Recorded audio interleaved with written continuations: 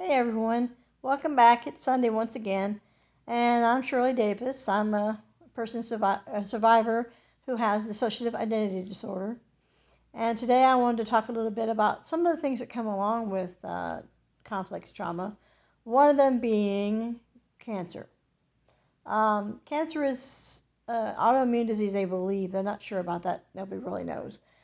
However, we do know that something happens to the DNA in the cells and it forms cancer.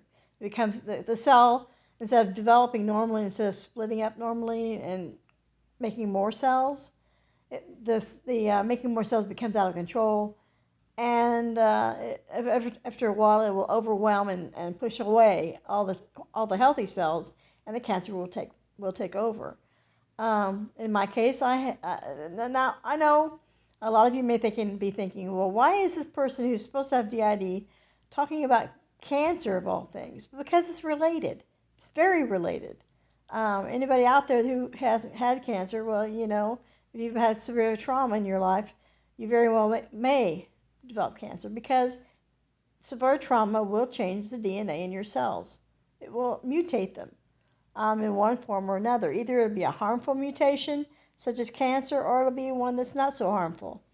I'm hoping that you have good luck and that it's not cancerous. In my case, I had breast cancer, and my two girl cousins who were abused by the same person, also developed breast cancer. Now, my breast cancer was not inheritable.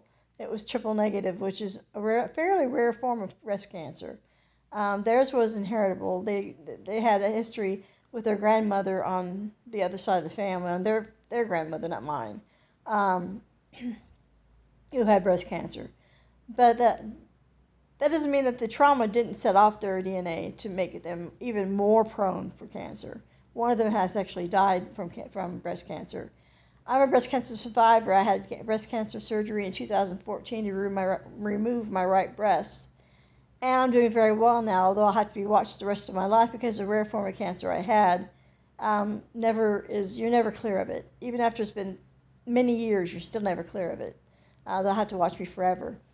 However, I'm doing well, and I want you to know to get mammograms, get checkups, go see the doctor, get a colonoscopy once in a while. I know that they're horrible. It's a horrible ordeal. You have to take all that stuff and you have to poop your brains out for the night before. But it's better than dying of colon cancer. I mean, it's one of the cancers that people die of, unfortunately, with DID. I've had several friends die of cancers of different kinds who had DID. So don't mess around with your health. I know that in the past, maybe you ignored your body and said, well, I'd just rather die. But the fact is, you don't want to die. You want to live and prove to those bastards that you survived everything they did to you. The best revenge is just to live.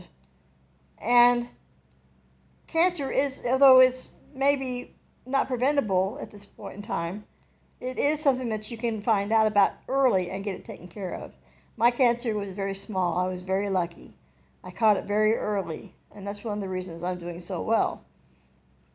If I hadn't had my yearly mammograms, I never would have known, and I would have probably been dead by now. But I caught it very early. That's what you should do too. Get some checkups. Keep in contact with your medical doctor. Don't just push it out of your mind as being something that's unnecessary, because it is necessary. And that's all I have to say today. Pushing you around about your body, because it's important to me that you're healthy. It's important to me that you do well. It's important to me that you live on to carry on this vision I have of people not being stigmatized because they have DID, and not being victims of their own bodies because of complex trauma they experience as children. So you take care of yourselves, and I will speak with you next Sunday. Bye-bye.